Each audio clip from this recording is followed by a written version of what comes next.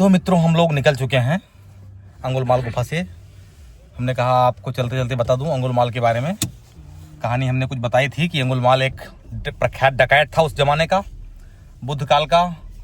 तो लोगों की उंगलियों की माला पहनता था, पहले उनको लूटता पाटता था, फिर उंगली काट करके माला पहना लेता था। और ये काम वो काफ़ी दिन से कर रहा था। उसकी माला काफ़ी लंबी बन चुकी थी। तो महात्मा बुद्ध जी इधर से गुजर रहे थे, कुछ साथियों ने उनसे कहा कि उधर मत जाइए, उधर अंगुलमाल रहता है और वो लोगों की उंगलियां काट लेता है। तो बुद्ध जी कहे जरूर, मैं उससे जरूर मिलना चाहूँगा, देखूँ मैं कैसा वो डकैत है, कैसी उंगली काट लेता है। तो लोगों के लाख प्रयास के बाद भी बुद्ध जी रुके नहीं और वो चलते रहे। आकर के देखे अंगुलमाल सामने खड़ा हंस रहा था, तो थोड़ा आगे बढ़े।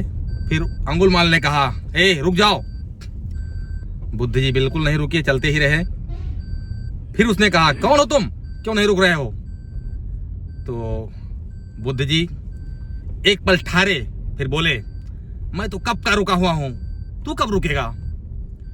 एक दिव्य पुरुष के मुख से वाणी सुनकर के वो विस्मित हो गया, चौंक गया कि कौन है। आज तक किसी की हिम्मत नहीं पड़ी जो मुझसे नजर उठा के बात करे, और ये छीणकाय आदमी ये मुझसे बात कर रहा है। तो अंगुलमाल ने कहा, कौन है तू और मुझे क्यों रुकने को कह रहा है, मैं क्या रुक जाऊं?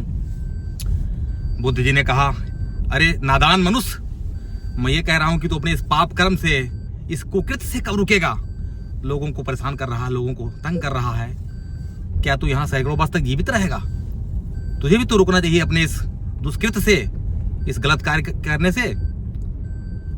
तो उसने कहा, कौन सा गलत कार्य मैं कर रहा हूं? थोड़ा सा उसका मन वहीं से विस्मित हुआ, सोचने लगा कि मुझसे कौन सी बात कर रहे हैं, मैं कौन सा गलत कार्य कर रहा हूं। बुद्ध जी ने उसको समझाया कि हे मनुष्य, ये मृतलोक है, यहाँ पर सत्कर्मों के लिए लोग आते हैं और चले जाते हैं। एक दिन तू भी चला जाएगा, कुछ ऐसा छोड़ के जा कि लोग तुझे याद रखें। लोगों को सताने से, उनकी अंग को क्षतग्रस्त करने से तुझे क्या मिलेगा?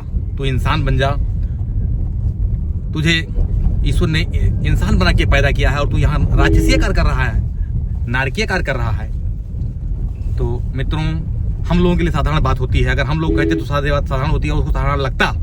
लेकिन महात्मा बुद्ध के दिव्य मस्तिष्क को देख करके, उनकी प्रतिभा को देख करके, उनकी आभा मंडल को देख करके उसका मन बदल गया और वो तुरंत नतमस्तक हो गया, महात्मा बुद्ध जी के चरणों में गिर पड़ा।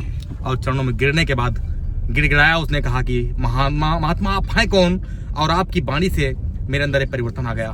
तो आपके अंदर कुछ दिव्य शक्तियां जरूर होंगी, कृपया मेरा ज्ञानार्जन करें, मुझे ज्ञान दीजिए ताकि मैं आगे अच्छा कार्य कर सकूं। महात्मा बुद्ध के मन में बात आया कि यह बदल गया है, और उन्होंने उसको अपना शिष्य बना लिया।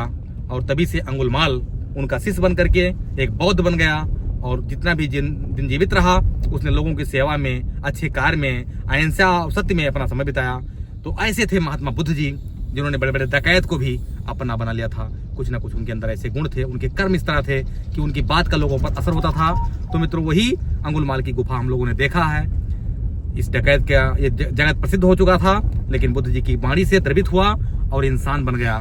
तो एक बार पुनः बुद्ध जी के चरणों में नतमस्तक होते हुए हम सभी आगे अच्छे कर्म करने का संकल्प लेते हैं। आप सभी साथियों का बहुत बहुत आभार, धन्यवाद।